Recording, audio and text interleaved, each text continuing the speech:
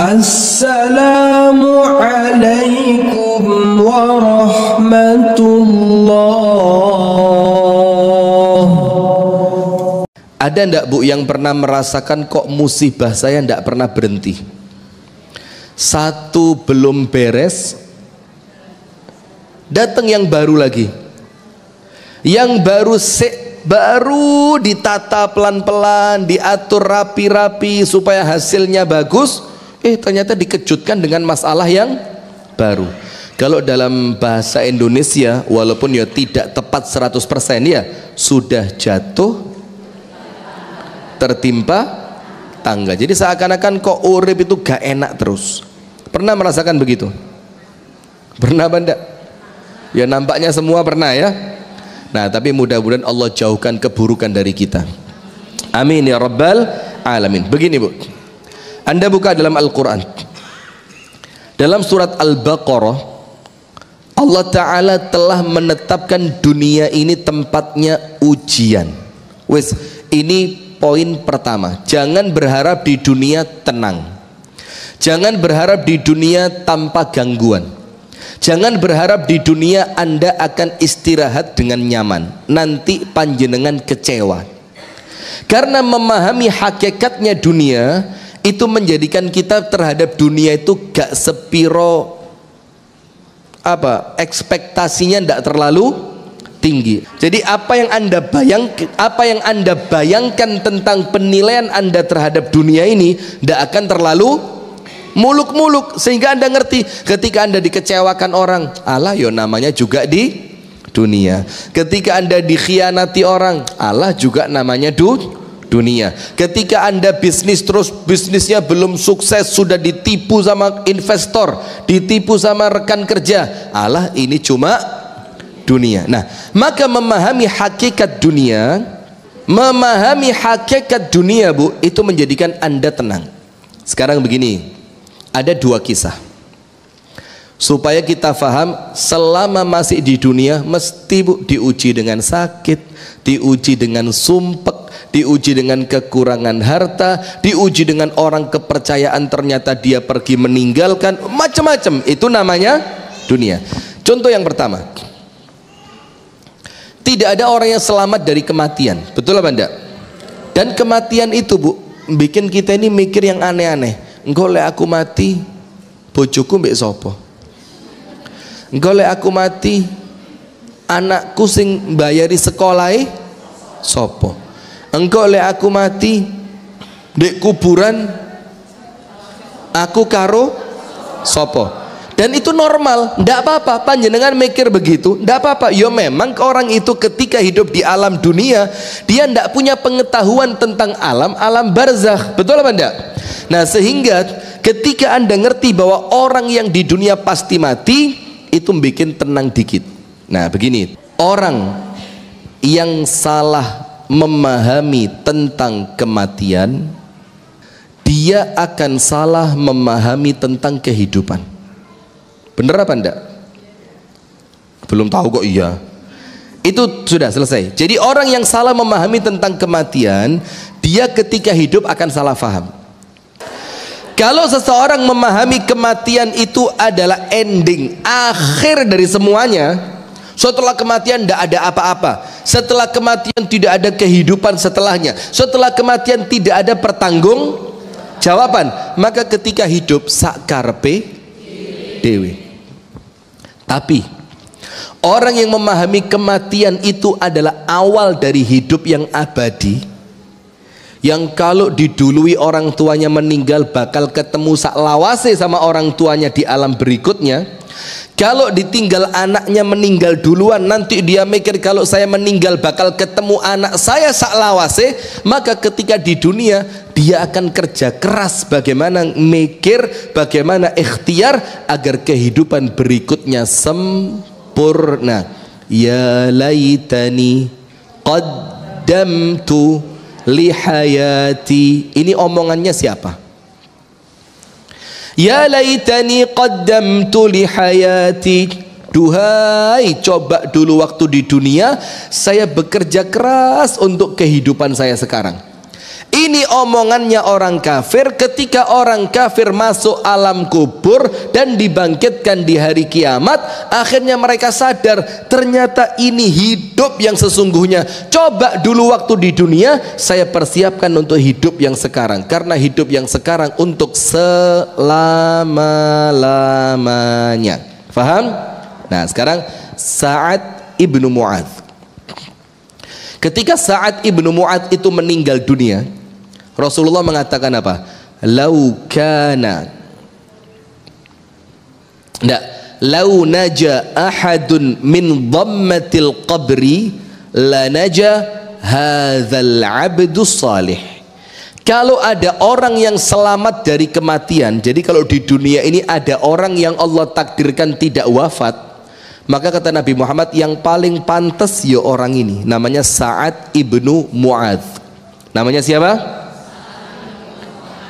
Masuk Islam umur 30, meninggal umur 33. Islamnya berapa tahun? Cuma 3 tahun. Ketika orang ini meninggal dunia, Rasulullah mengatakan apa? Ihtazza arsyur rahman, singgasananya Allah itu ndredeg, bergetar dengan kematiannya siapa? Sa'ad. Nah maka kalau sekedar orang semacam kita bu, ya ndak mungkin nyaingi Sa'ad bin Mu'adz. Itu pun dia meninggal dunia, apalagi manusia semodel kita. Contoh kedua, maka dunia itu gak ono enake. Yo ada enaknya sedikit, setelah itu susah lagi. Ada enaknya sedikit, setelah itu susah lagi. Iya benda. Sudah. Nomor 2, Anda tahu rumah tangga yang paling bahagia di dunia ini mulai zamannya Nabi Adam sampai Nabi Nuh sampai Nabi Muhammad, yang paling bahagia rumah tangganya siapa? Rumah tangga paling bahagia se-alam raya itu tidak diragukan adalah rumah tangganya Nabi Muhammad bersama siapa? Istrinya. Betul apa enggak? Tapi apa Anda kira rumah tangganya Nabi Muhammad tidak ada masalah? Ada apa enggak? Ada. Cuma ketika masalah itu datangnya kepada orang yang baik, Allah yang menyelesaikan. Tapi tetap ada masalah. Salah satu masalahnya apa? Jadi istrinya Nabi Muhammad itu kompak, dalam tanda kutip demo, minta kenaikan uang belanja. Apa yang terjadi? Mereka kompak semuanya, bilang, ya Rasul, uang tidak cukup, maka kami minta tambahan. Sampai itu menjadikan Rasulullah itu dalam tanda kutip juga itu merasa terpukul. Itu masalah. Kemudian oleh Allah langsung dijawab pakai ayat Al-Quran. In kunna turidna dunya wa zinataha, kalau kalian minta dunia beserta semua isinya, wahai istri Nabi, oleh Allah dikasih. Kalau memang itu pilihan kalian, kalian oleh Allah akan diberi dunia beserta isinya. Tapi apa yang terjadi? Wa umatti'kunna wa usarrihkunna sarahan jamila. Tapi kita cerai. Tapi apa? Cerai. Nah, artinya ibu-ibu sekalian, sampai dalam rumah tangganya Nabi Muhammad pun itu ada masalah. Nah, itu dunia bu. Manusia terbaik, sahabat Nabi terbaik. Yang satu tidak mungkin selamat dari kematian, yang satu tidak mungkin selamat dari masalah. Karena itulah hakikat hidup di dunia. Apa ayatnya? Wala nabluwannakum bisyai'in. Syai' apa? Sedikit sekali. Aku akan menguji kalian, kata Allah, dengan sedikit minal khauf, rodok wedi,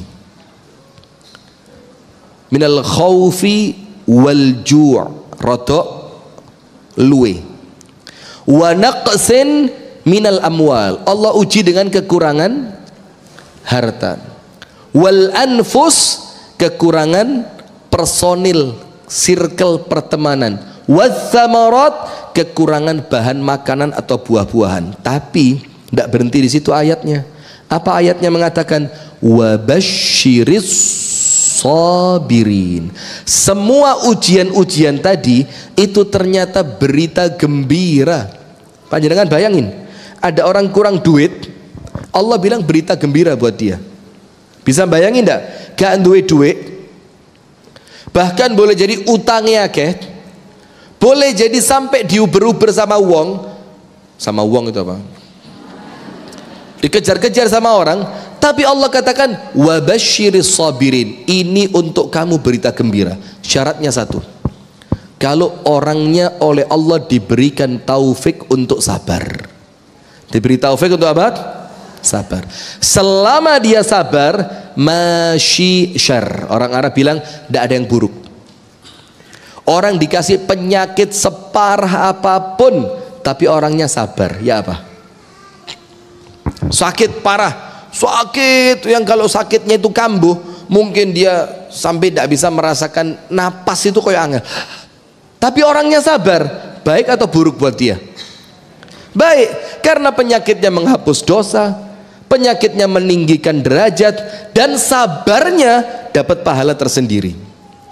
Orang lagi miskin, gak duwe apa-apa blas, omahe bocor, banyak tikusnya, tapi Allah karuniakan orang itu dikasih kemampuan sabar. Baik apa enggak? Maka Nabi Muhammad mengatakan, ma u'tiya ahadun ata'an khairan wa awsa' minas sabr. Tidak ada pemberian dari Allah kepada seorang manusia yang lebih baik dan lebih banyak dibandingkan ketika Allah memberikan kesabaran. Maka mintanya sama Allah apa? Rabbana afrigh alaina sabra. Ya Allah, afrig, panjenengan ngerti afrig enggak? Afrig itu bukan tumpahkan, gini, afrig itu gini.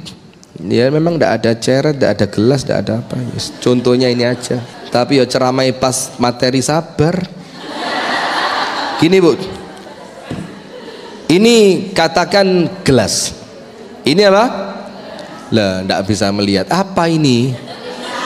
Nah, tapi ibaratkan ini apa? Gelas. Anggaplah ini gelas.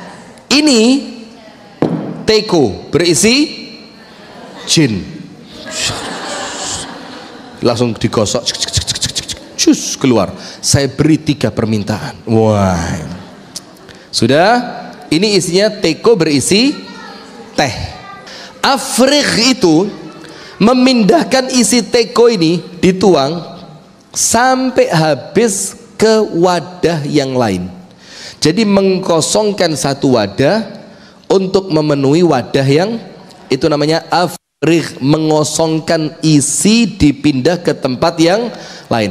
Berarti kalau kita minta kepada Allah, afrigh alaina sabra, ya Allah tuangkan ke dalam hatiku sabar sampai penuh, sehingga hatiku ini tidak terisi dengan keluh kesah, tidak terisi dengan iri dengki, tidak terisi dengan ngersolo. Karena apa? Isinya sudah penuh dengan kesabaran. Nah, maka dengan itu, poin pertama Bu, pasti kalau hidup di dunia badai belum usai. Poin kedua, Allah Ta'ala berfirman, la tarkabunna tabaqan an tabaq. La tarkabunna tabaqan an tabaq. Kalian akan melewati satu anak tangga menuju anak tangga berikutnya. Kalian akan melewati satu level kehidupan untuk pindah pada level yang berikutnya. Kalian akan pindah dari satu makom menuju makom yang, makom itu apa? Kedudukan. Dari satu kedudukan pindah pada kedudukan yang lain. Artinya apa? Orang hidup di dunia itu dengan tahapan. Tapi ada arti yang lain. Panjenengan buka kitab Safwatut Tafasir yang saya lupa, Safwatut Tafasir atau Adwaul Bayan, di antara dua. Kalau tidak Syekh Ali Sobuni, berarti Syekh Muhammad Amin Ashinqiti, di antara dua itu. Tapi seingat saya Safwatut Tafasir, Syekh Ali Sobuni itu ketika menafsirkan la tarkabunna tabaqan an tabaq, kalian akan melewati satu tahapan demi tahapan. Artinya apa? La tarkabunna musibatan tilwal musibah. Kalian akan melewati satu musibah untuk mendatangi musibah yang berikutnya. Kalian akan melewati satu ujian untuk mendatangi ujian yang berikutnya. Kalian akan mendapati satu kesulitan untuk menuju kesulitan yang berikutnya. Nah, ada ceritanya. Diceritakan dalam kitab tafsir tadi, ada seorang perempuan ada masalah dengan suaminya. Suaminya kasar betul, main tangan, gampang mukul, gampang teriak. Ini perempuan, suaminya jahat. Suaminya apa? Jahat. Apa yang terjadi? Akhirnya perempuan itu mikir, Bu, kayak di sini terus semakin susah hidup saya. Dia berpikir untuk kabur pulang ke rumah orang tuanya. Sudah, ketika suaminya kerja, barangnya dikemas. Akhirnya dia cepat-cepat keluar rumah sebelum suaminya kembali. Ketika di tengah jalan, pas azan maghrib, itu si istri berhenti. Yang kabur tadi masuk masjid, sholat. Bayang Bu, kabur seiling sholat. Sudah, ketika dia sholat maghrib tadi, ternyata imam di masjid yang dia sholat itu membaca ayat tadi. La tarkabunna tabaqan an tabaq. Kalian akan melewati satu ujian menuju ujian yang berikutnya. Kepikiran ini perempuan, di rumah suamiku ujiannya lewat suami. Pulang ke rumah orang tuaku, ya bakal tetap ujian. Boleh jadi ujiannya lewat orang tua. Daripada diuji lewat orang tua yang saya maksiat kabur dari rumahnya suami, mendingan saya diuji oleh suami tapi saya bisa sabar dapat pahala. Akhirnya perempuan itu ngerti, tidak ada tempat untuk melarikan diri dari masalah. Karena Anda pindah kemanapun, Anda sedang ditunggu oleh masalah yang baru. Maka Anda pindah kemanapun tetap akan bermasalah. Nah, maka dari situ ibu-ibu sekalian, Allah sebutkan di sini la tarkabunna tabaqan an tabaq. Berarti ibu-ibu sekalian, kalau kita ngomong badai belum usai, lo yo memang badai itu tidak akan pernah usai. Selama kita masih hidup di dunia ada ujian, apalagi senengane kumpul manusia, mesti ada ketersinggungan, ada kesalahfahaman, ada ketidakcocokan, ada ketidaknyamanan, ada ditipu, dikhianati, diakali, macam-macam. Karena apa? Memang sunnatullahnya seperti itu, sebagaimana yang dikatakan oleh para ulama. Tulis, ad-dunya darul bala. Ad-dunya darul bala. Dunia ini tempat orang diuji. Wal akhiratu, sementara akhirat itu darul jaza, negeri tempat menerima bayaran, pembalasan. Nah, maka dengan itu ibu-ibu sekalian, mumpung masih di dunia, kalau ada masalah, ada musibah, ada kesulitan, ada penyakit, disabari. Nah, sekarang 4 poin, tulis, ada 4 poin untuk menyelesaikan musibah dengan kebaikan. Ada 4 poin, 4 hal, 4 perkara. Apa 4 hal ini yang menjadikan musibah itu, Bu? Bukan musibahnya hilang, mustahil. Bukan kemudian hidup Anda tanpa ujian, mustahil. Bukan kemudian urip Anda penak terus guyu, terus ngakak terus, enggak, mustahil. Enggak ada cerita di dunia seperti itu. Wong paling sugih saja, Bu, gak mandek kerja kok. Orang yang sudah paling kaya enggak berhenti kerja kok. Lala sing paling sugih pancet kerja, sing melarat ya padha kerjane. Terus bedone sugih mbek melarat apa? Iya apa enggak? Bahkan kadang-kadang yang sugih enggak punya waktu buat ngaji. Tapi yang biasa-biasa coba, ya enggak terlalu kaya banget, ya enggak miskin, tapi cukup lah. Ada waktu buat ngaji, ada waktu buat silaturahmi, ada waktu buat kunjung ke rumah temen, ada waktu silaturahim ke rumah orang. Artinya sudah, bukan ukuran, sudah. Ada 4 perkara yang menjadikan ketika badai itu belum berlalu, tapi Anda bisa melewatinya dengan baik. Nomor 1, iman. Sekarang pertanyaannya, kenapa Bu, iman itu menjadikan orang ketika kena musibah kok bisa tenang?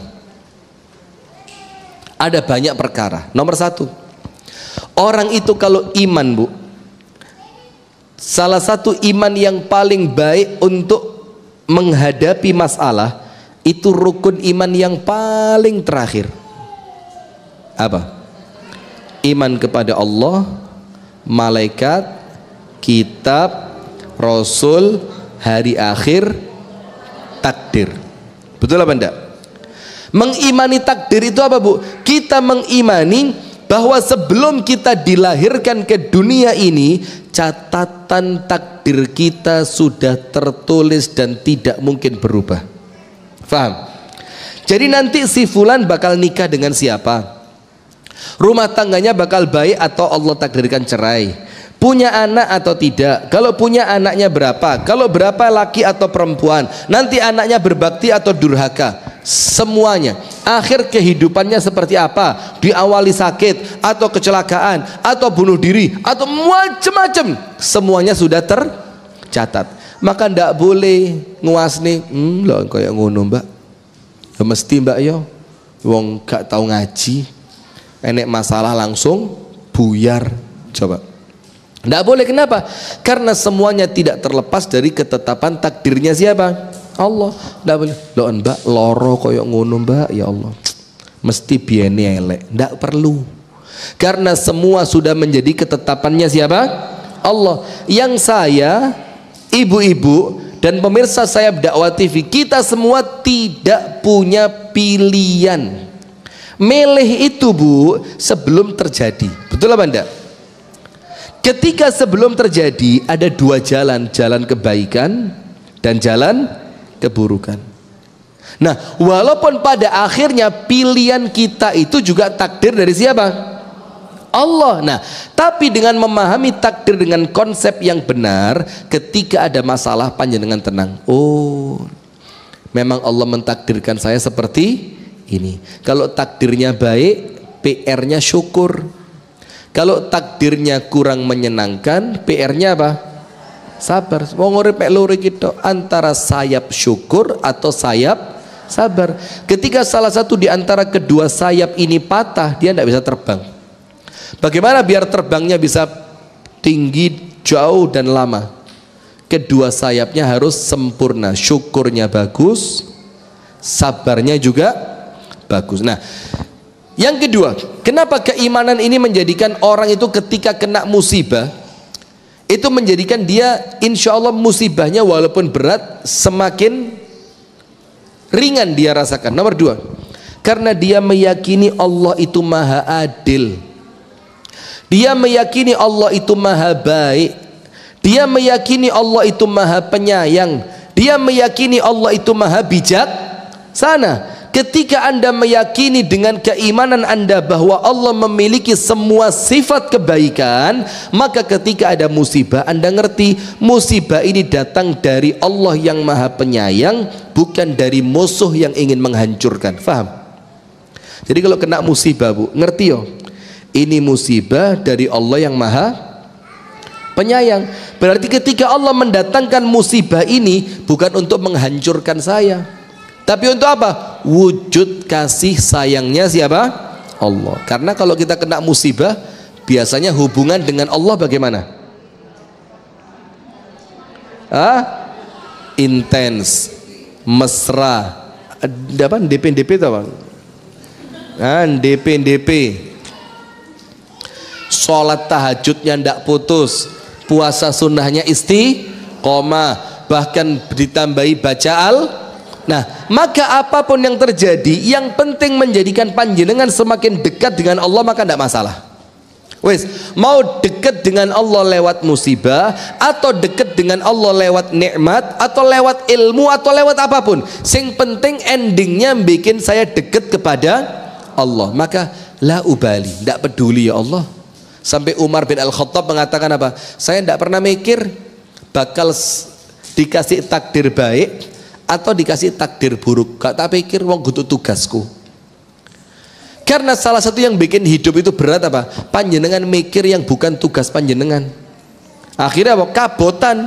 Karena kapasitas kita ini terbatas. Kalau kita mikir apa yang menjadi tugasnya Allah, ya ngeluh panjenengan. Wong tugasnya Gusti Allah lah kok panjenengan pikir. Nah, maka salah satunya ibu-ibu yang dirahmati oleh Allah, ketika kita ini kena musibah, ternyata musibah itu bikin kita semakin dekat dengan Allah, maka tidak peduli. Kenapa tidak peduli? Karena Umar mengatakan, saya tidak peduli mau dikasih takdir baik atau dikasih takdir buruk, saya tidak peduli. Kenapa tidak peduli? Karena saya tidak tahu mana di antara kedua itu yang mendekatkan saya kepada Allah. Boleh jadi ada orang yang dekat kepada Allah dengan takdir kaya, tapi tidak kurang yang dekat kepada Allah harus lewat takdir miskin.